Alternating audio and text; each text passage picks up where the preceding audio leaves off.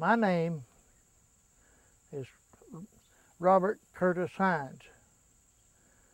I was born in Roane County and was the first child of John and Gertie Lee Hinds. I was a boy, and when they looked at me, they said, "We don't want no more of this," and they got 5 girls come along. So there's 6 children in all, and my dad was a sharecropper. He never did have a lot of money, but he's a good man. He made a good living. We didn't go hungry. We didn't have the finest of clothes and this, that, and the other, but we fared all right. So my grandparents on both sides lived in Roane County all of their lives, and they were farmers. And my granddad Gallion, my mother's dad, when other boys would get together on certain nights, say Halloween night or something, to play tricks on, Grandpa would want me to go with him, just me and him. So we pulled some tricks on some people that some of them I'm afraid to mention today what happened, but anyway, we had a good time.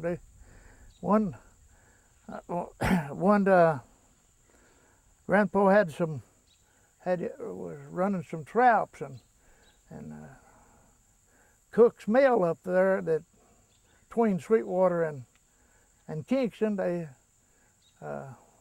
Between Sweetwater and Paint Rock, they had a big mill. They ground flour and meal on. It was a water mill. They had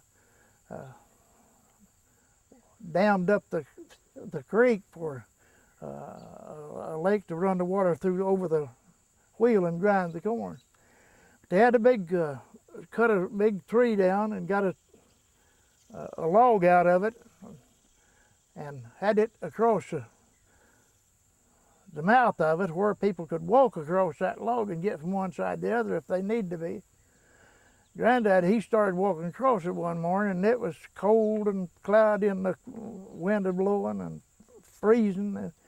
But somebody that night had sawed the underside of that log, and he got right middle ways, and of course he got baptized. It broke, and then he went, And he said that by the time he got to the bank and got up, the road was about 20 foot from the lake. He said time he got up in the road, his overalls had done froze stiff. It was that cold, and he said, I know they're watching somewhere, and he said, I went down the road home. He lived about a mile below there. He said, I went down that road whistling just like nothing had never happened. He said, if I'd have fell over dead, they wouldn't have never known that I carried that.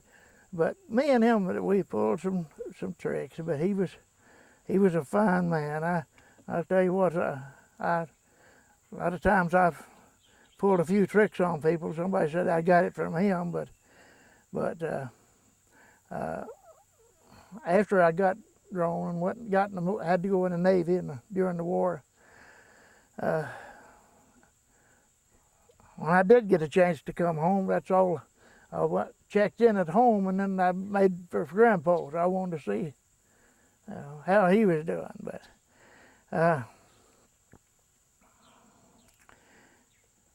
Grandpa was a fellow that was just as happy as if he didn't have a nickel as he would if he'd had a pocket full of money. He just didn't appeal to him that much. What he made, he'd buy the groceries, and if he had any left, he would give it to somebody. Found somebody that needed it. And he always, for years and years, I know of several little old boys that didn't have no home, that just was beat around from year to year. Granddad would take them in and keep them and work them and pay them a little money and feed them. And some of the best known people around in the county was his boys. Some of them. So he was my other granddad. I never did have a whole lot to do with him. He's a good man, good. All I would, but he just didn't have the. In other words, the get up and go that Granddad Gallion had.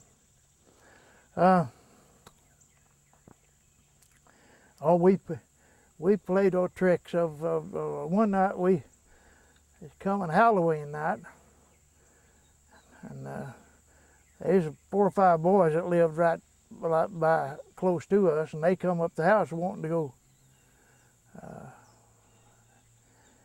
trick-or-treating or something or other. And Granddad said, "Don't go." Told me, whispered and told me, he said, "Don't go. I got plans." So they went on had a neighbor lived about 2 miles out the road, and they had a couple of girls about grown, and so they decided, them boys decided they'd go out there, and they had a couple of girls and a couple of boys, all of them about grown. They went out there, and while they was gone, Granddad said he went and got a bucket and a mattock and a shovel, and they had to come through a patch of woods from our house till they got out to the road to go into their house. Just a path through there. Granddad said, tonight we're going up there and fix for Claude. That was my uncle, his granddad's son. He had went that day and bought him some new white pinstriped overalls and a white shirt and one thing and another. And Granddad said, we'll just fix him up tonight. We'll bring him back down to where he needs to be. And so we went up there and dug a hole in that path about 3 foot deep. And Granddad, then he took the buckets and he carried water from a branch off down there, and he'd carry them, and I'd stir, and he'd pour that dirt back in the hole, and I'd stir. We got it just about full, right soupy, just good and soupy, you know. And we decided that was it, you know, and we gathered a few leaves and spread over the top of it, then where it looked like the path again. A little bit, we heard them a-coming. They was coming back down to there were girls was with them, and they was coming back down our house. Just before they got to that hole of water, one of them boys done something to one of them girls. She smacked him and run around and run and just run in that hole plumb up to her waist. But anyway, after not too many years ago, she's done passed on, gone, but just a few years ago, she lived in Rockwood, and I saw her, and she said, have you dug any more holes for anybody to fall into? But we had a time. Granddad was that same night that we had dug that hole, we got back to the house, and then they left again. They decided to go back home or go down the road somewhere else. Granddad said, he said,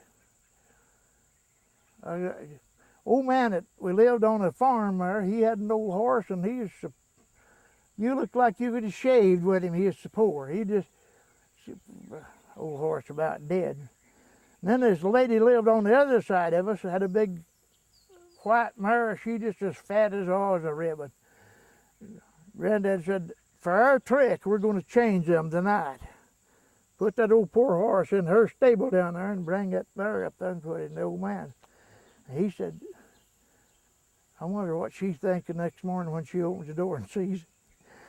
So, but just as we got ready to go, here they come back. That other bunch come back, you know, and they decided they wanted to stay a while and talk. We sat around and we didn't get to go.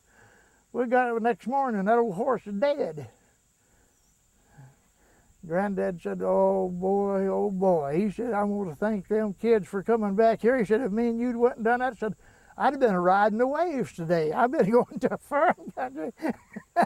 But that's just kind of fellow was. He was just as happy if he had $1 as he was if he'd had $500. It didn't matter to him. He always had something that he could. You feel like you'd went through a deal when you talked to him a little bit. He could line you up on everything that's going on in the country. Most of it was business. But when he just about died, he was getting close to death. He's laying. They were turning him over in the bed and something other, and he never had been saved. He said the Lord has just said, I've just been too mean. He won't save me. And we'd all try to tell him that didn't mean nothing. But they was setting up with him, and every once in a while men would of a night, they'd turn him over, to keep him getting so restless or something. He had a nephew that he thought was the world of. Boy, he just crazy about him. But about long in the night, this nephew got up and went to singing Amazing Grace. Grandpa jumped out of that bed and run around the room 3 or 4 times shouting, said, the Lord save me. So we had a meeting that night, I sure did. But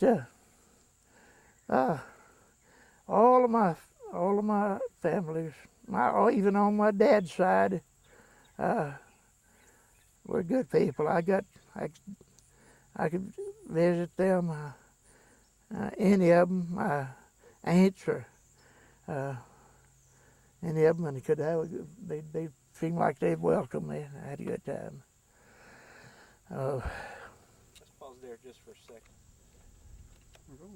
Okay. What can you tell me about your other sisters? How's it growing up with them? Well,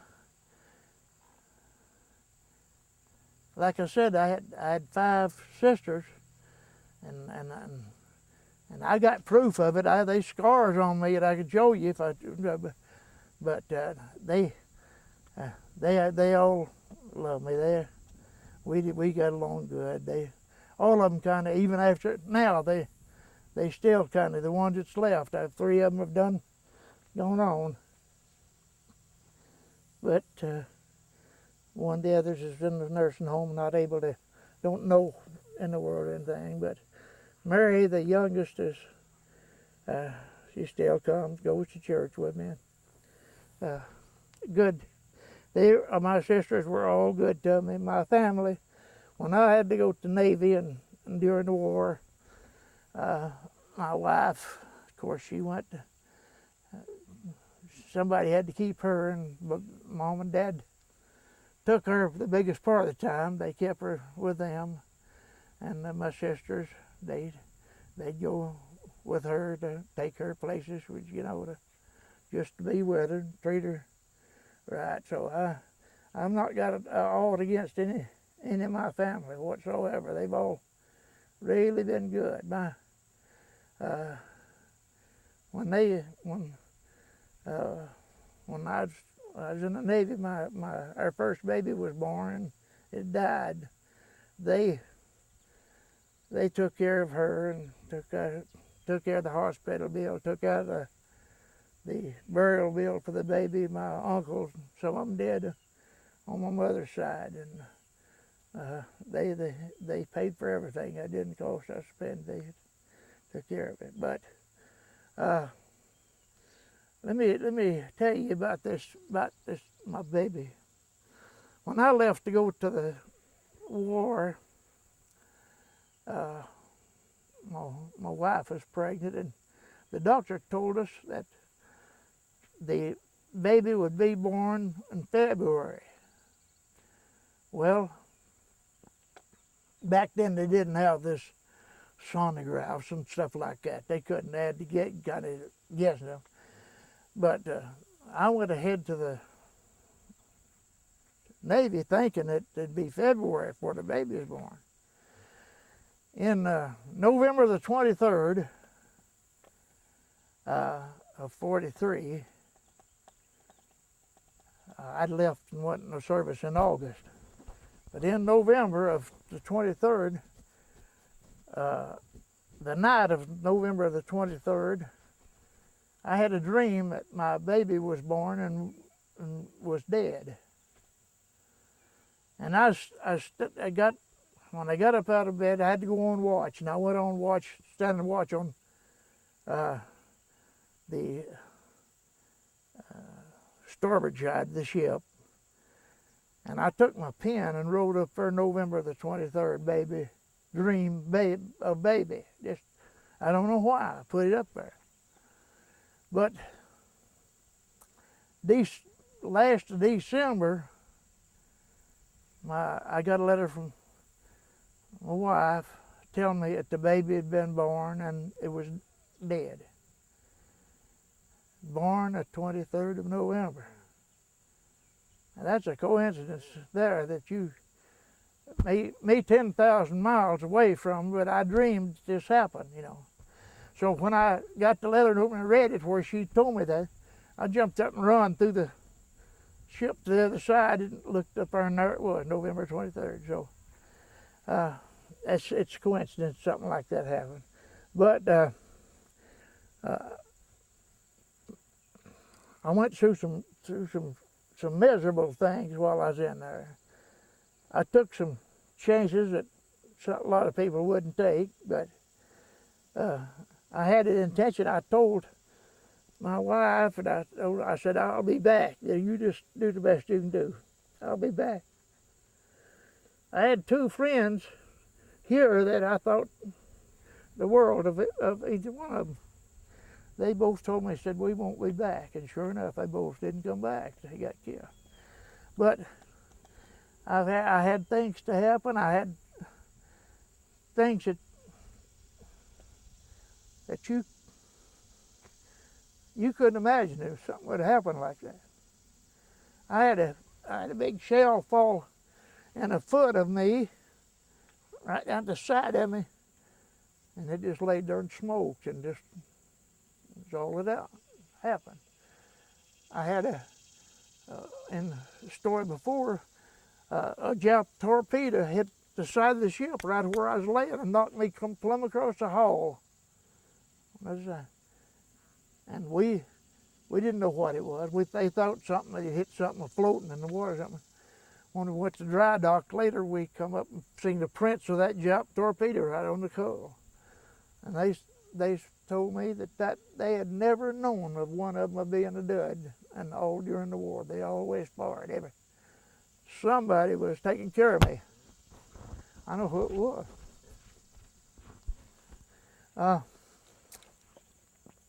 But while I was in there, we had hauled. I was on a cargo ship. We'd haul supplies, go to get shipload of supplies, take them up here to some of these islands that the boys were taking. We'd take them something to eat and ammunition and this, that, and the other in there. Well, we'd go down to New Zealand and get the ship loaded. Sometimes it'd take a week, and sometimes it'd take longer, maybe 2 weeks. And one time we went down there and had to have some work done on the ship. Took 28 days. I had a place to go. I'd done got off and made friends with enough people. I had me a place to go. It didn't cost me nothing. I could stay. And this lady, her name was Johns. I think of that a whole lot. Her last name was Johns. She run a boarding house. I got acquainted with her. And after I stayed the first few nights there, she had two daughters about growing old. She told me, said, from now on, the two girls, they each got a room apiece, but they can both use the same room while you're here. One of them's your rooms there. You pick out the one you want. You don't owe nothing. You don't cost nothing. And them poor people, their gas was turned on from 12 o'clock to 1 every day in that 1 hour, and that was all the gas they got. When they'd turn on that gas, she'd ask me what kind of cookies she wanted me to bake me or whatever it is. That's what, just the finest lady that I ever saw. Wonderful woman. What was her name? Huh? What, can you think of her name? Miss Johns, that's all I ever knowed was Miss. Where was she? Huh? Where was she again? What was it? In New Zealand. New Zealand. Yeah. Okay. I don't remember where she's in Auckland or Wellington. She's one of those places. I think it's in Auckland where she was at. But Lord, we had some times. I could tell these Navy stories all day long as far as that goes, and things that happened, and we.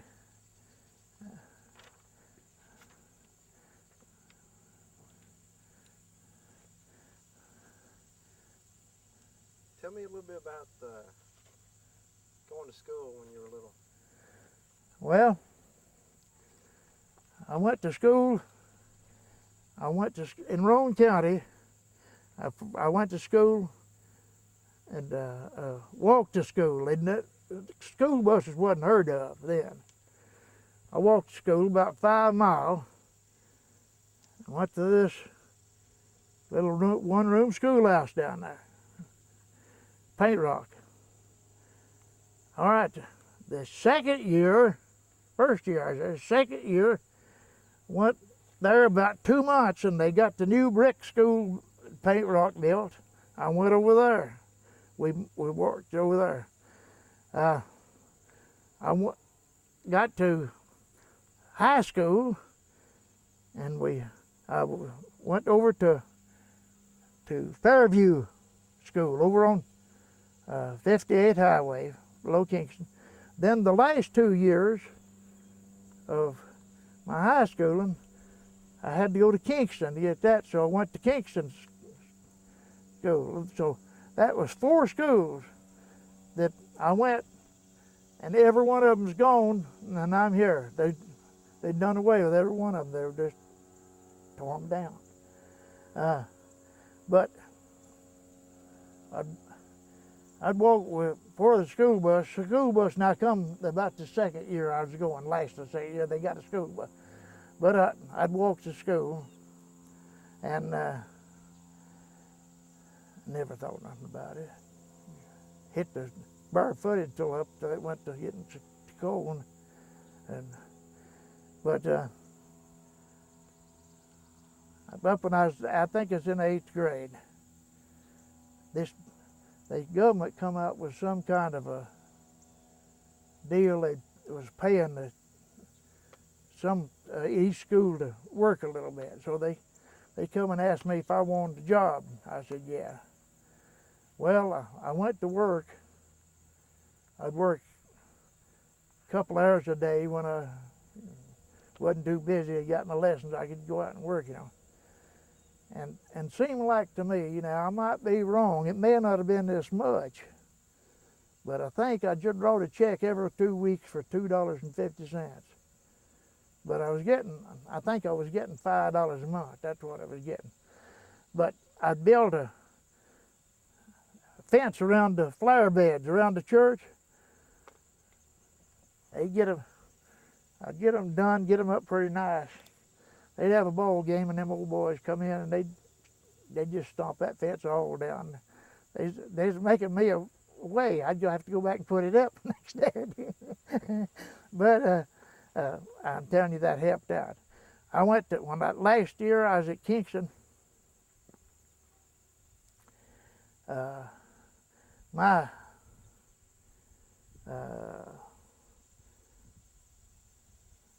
On the last year, senior year,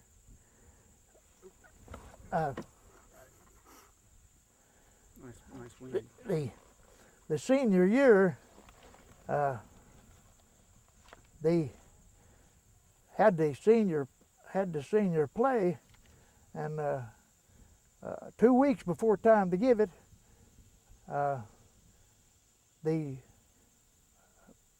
boy that had the leading part was on the football team, and he got his hip broke, and they were going to dismiss it. So some girls at south of the river, Kingston, they went to the superintendent and told him, said, we know a guy can get that up. And he said, who is it? And they told him it was me, you know. He come to me and asked me, said, you think you can get that play up? It's 2 hours and a half long now, and you'll be saying more than all the others put together? I said, yeah, if I can get time. He said, I'll tell you what. He said, we're gonna cancel your classes, most of them, and I'll get a place in Kingston for you to stay. And he said, then you can be up here and for 2 weeks and see how it works out. Well, I stayed up there, and of course I stayed at night with these people, this house, but I bought my own eats. I could go out and eat for 6 cents. I could get a bowl of chili or soup or whatever, anything, vegetables or anything I wanted for a nickel, and a big old cookie, big as, looked like half of the moon, for a penny. That's all it cost you. Anyway, went ahead, and the night to give the play, we had it 2 hours and a half long. I never made a bobble. I went through the whole thing, and after it's over, they begin coming around congratulating me. And so under the professor, the superintendent, his mom and dad, they brought me a nice gift for that time. It was something that was worth a whole lot of money. But and the next day, I wouldn't have known that, hey, a third of that I'd done forgot it. I could do that. Then after, when I went to work for TVA the last time at Kingston Steam Plant, we dumped about 400 cars of coal a day. If a car would come across there was 2/3 of the way loaded, why, I never did write it down. I never know. Maybe 2 weeks later, the office would call and say, do you, on certain date, do you know of a light loaded car or something that went through? I'd give her the car number, which was 6 numbers, and say it was 2/3 loaded or it was half loaded on that date. I could remember. But now I can't even remember what I done yesterday. Forgot it all. Teeth, that's about it, for as I. Is there anything else you want? Yeah. Okay. Now you talked to a doctor here recently about something he said that you went through you didn't even know about. Yeah, I got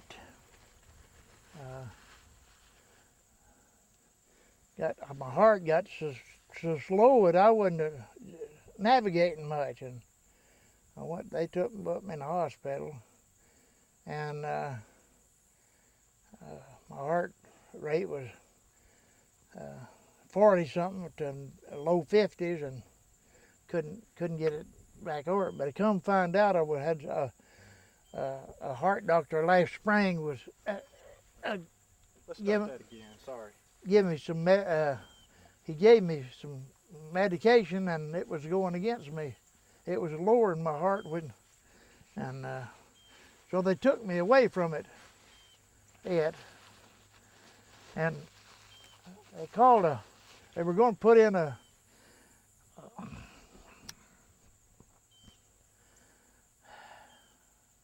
don't know what I'm talking about. Pacemaker. They wanted to put in a pacemaker. So they called a guy, heart specialist out of Knoxville. Jerry Crook was his name. Of course, I've had some fun out of Jerry about the crook part. But Jerry had he forgot me at first, and I began telling him about it. I'd seen him years ago, and after after he realized who I was, well, we had a big laugh and talk about it. Anyway, my heart had been slow for ever since the 50s. Had been a couple of beats slow, and we mentioned talk about that. They told me back then they thought I had infectious arthritis. I got completely paralyzed. I couldn't walk. I couldn't do nothing on my left shoulder and my left hip. That's the only way I could lay and have an ease at all. And so I went going to work at Kicks and Steam Plate. I got up at 1 o'clock. My right knee went to hurting. And I got up at 1 o'clock and set up till time to go to work, and I went on work and got almost to work, and it'd come a little ice storm on the road, and there's a car crossways the road, and when I started to put my foot on the brakes to slow down, I couldn't raise it. So I just jerked my left foot over and got the car, kept from hitting the other guy, got stopped. We got things straightened up. We went over to Kingston, and I went to see the nurse, and she checked my pulse and one thing, and she told me, said, you better go to the doctor, you better see what's the matter. And I said, well, I'll go home. I had a guy riding with me from Lenore City, black boy, and I asked him, I said, you want me to tell your people, some of you, to come and get you to see him? He said, no, I'm going home with you. He said, I'm going to drive you home. Well, we drove to Lenore City, and he said,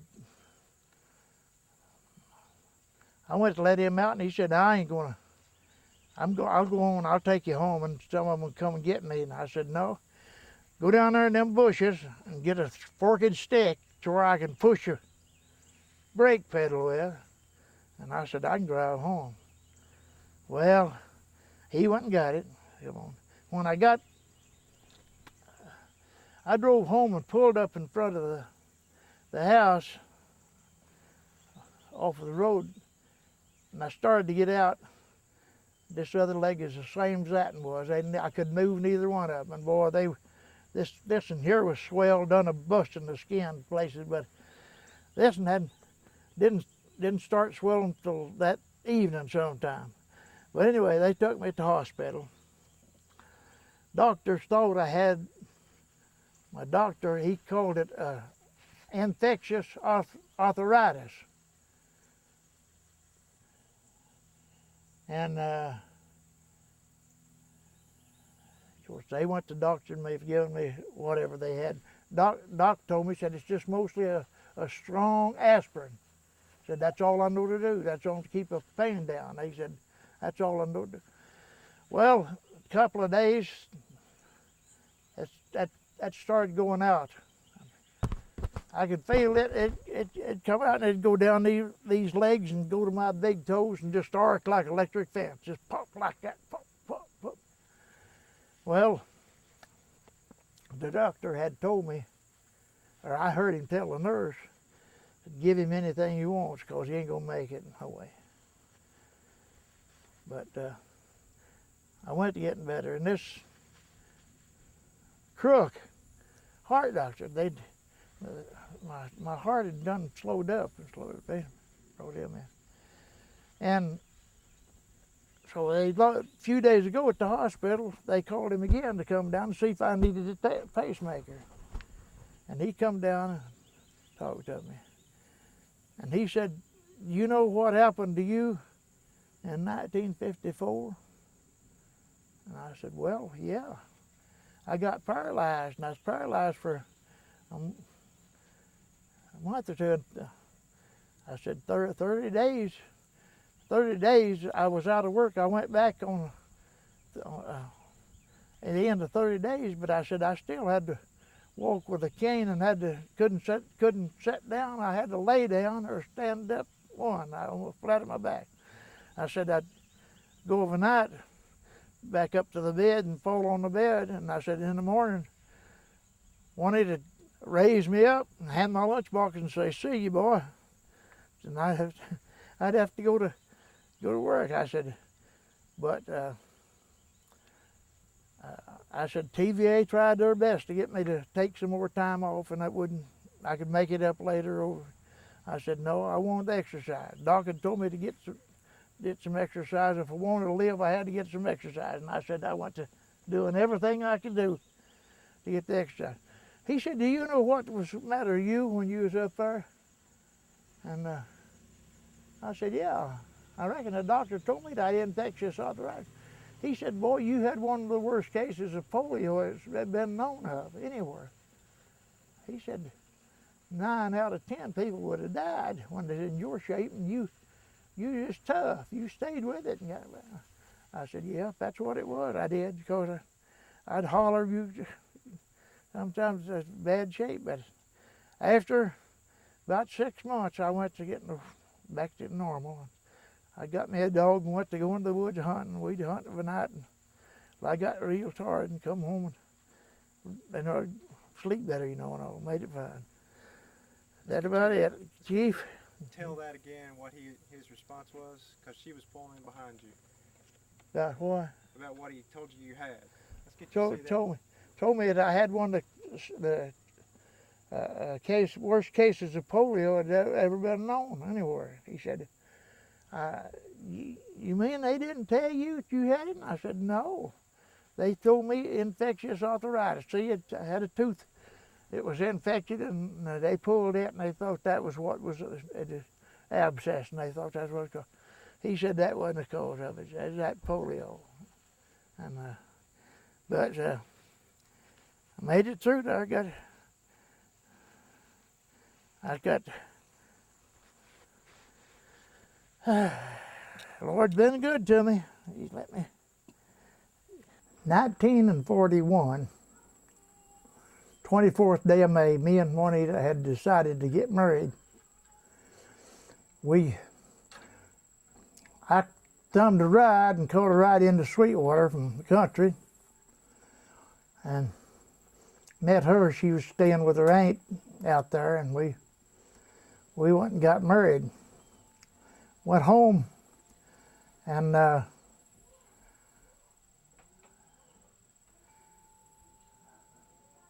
went to stay with my dad, and we went and stayed with them a night or two, and I decided we'd go try to get something together. I had $25 money, and so I went to Sweetwater and bought $150 worth of furniture to start living. That was everything to go in the house, was that much, and I paid that $25 down on it. You're gonna have to start again. What the heck are you trying to do, I was brother? trying to keep it from going off. Why? Because it was It's natural bothering sound. me. It's a natural sound there, bud. Again. Sorry. I went to Sweetwater and bought enough furniture to start housekeeping. $150 worth, and I paid $25 down on it. And the guy said, you want to set up payments on the other part? And I said, yeah. And he went in our office and come back out in a few minutes, and he said, I've got your payment set up for $2 a month. You think that's too much? I said, no, I could probably, because I'd already went to work for TVA, and I was getting 50 cents an hour then. And but I took my furniture home. I rented the house for $2 a month. And we went to,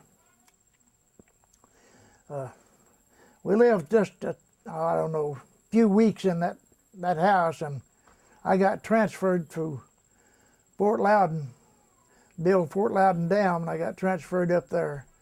So I moved to down next to Sweetwater, and to be closer, and then stayed down there a month or so, and then I moved on up to Loudon we got us apartment up there with our utilities furnished for $10 a month. So we was in pretty good shape. But when I started work for TVA, I was getting 50 cents an hour. So it'd be $20 a week is what it'd be.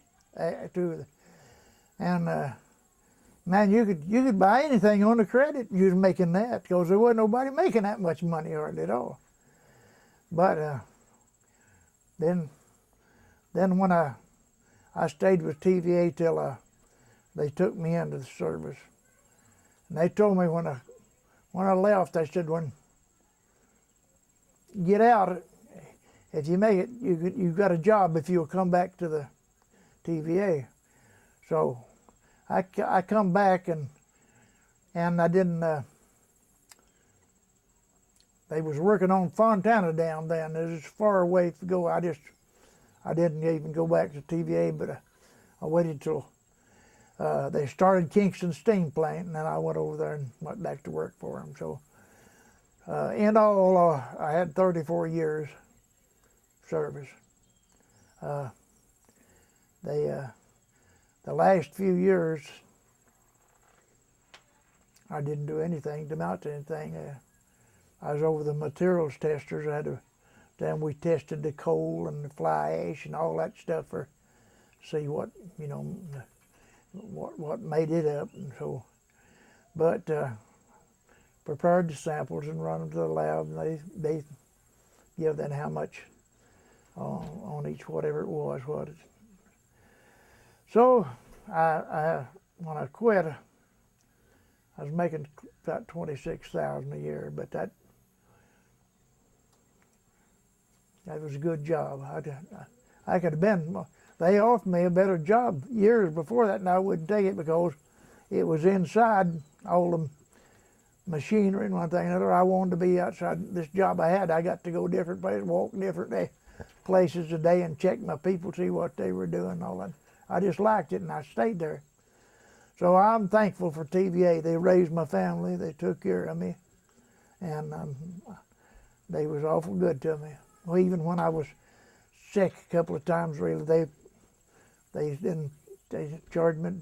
They on sick leave and told me if I needed more, they'd give it to me. So, been a good year, that life. Lord has been good to me. TVA's been good to me. My neighbor's been good to me. And everybody I've run into just about it's been good to me. I've got friends from Michigan to Florida to California.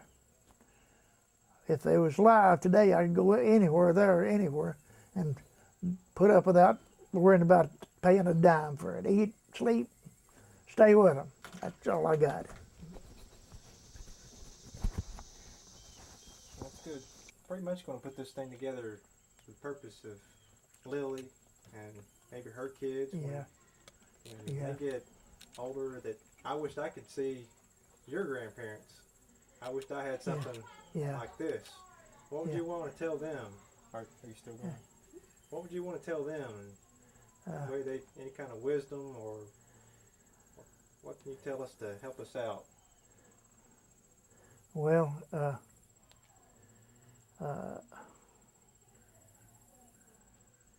Lily, I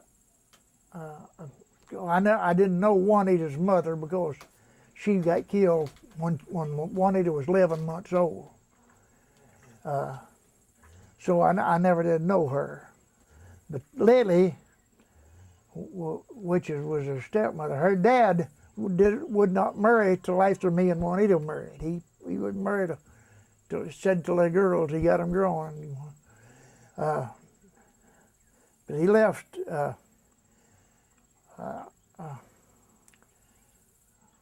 Jim was a good man. He's a coal miner, and that's all he knew to do and all he wanted to do.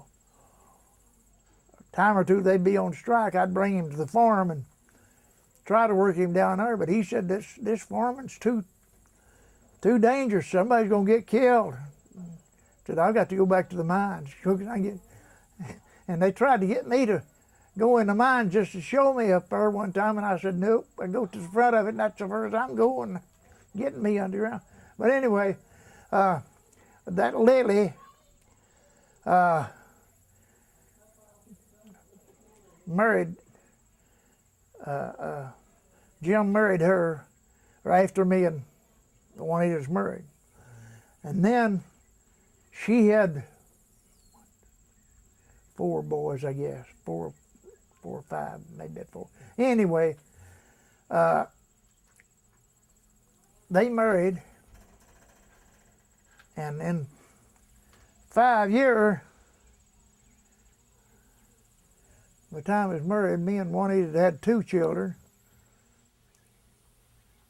and they had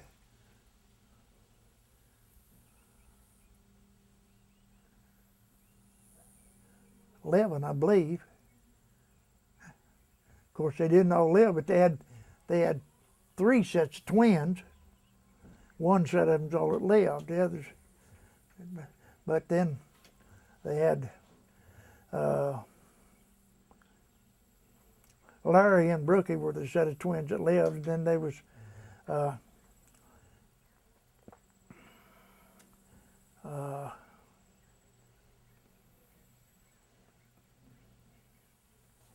two other, Alta and Wilma were the other 2 singers.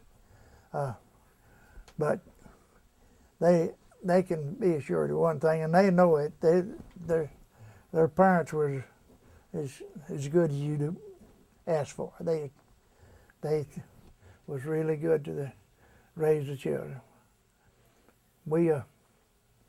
I thought the world of Jim a few times. Like I say, they'd get on strike, and I'd have to give him a little money along to live on till he got back to work. But he'd always pay me back anytime I let him have his money. He wanted to pawn me something he had, and I never would take it. I'd just say, no, Jim, you remember what you got. Pay me back when you can. That's all.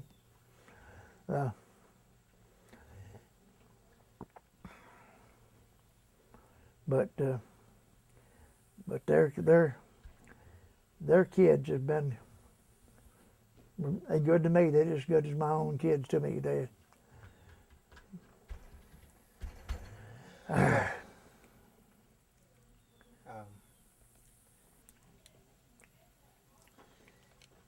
Maybe something for Lily Grace in here.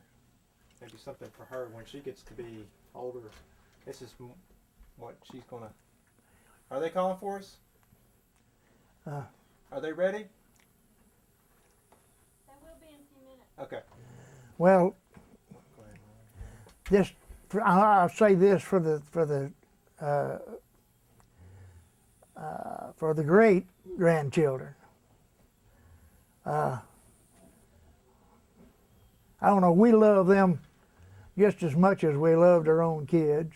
We love the grandchildren just as much as we did our own kids. And that's the best thing. If you can have a love, a natural love for the family, part of the family, it'll work when nothing else won't. It's just good. I hate, I want to see people fighting and fussing and going on. Sometimes you have disagreements, but they can be worked out if you go at it the right way. So for these little ones coming on, just hang on to what you believe in, as long as it's right. Hang on to it.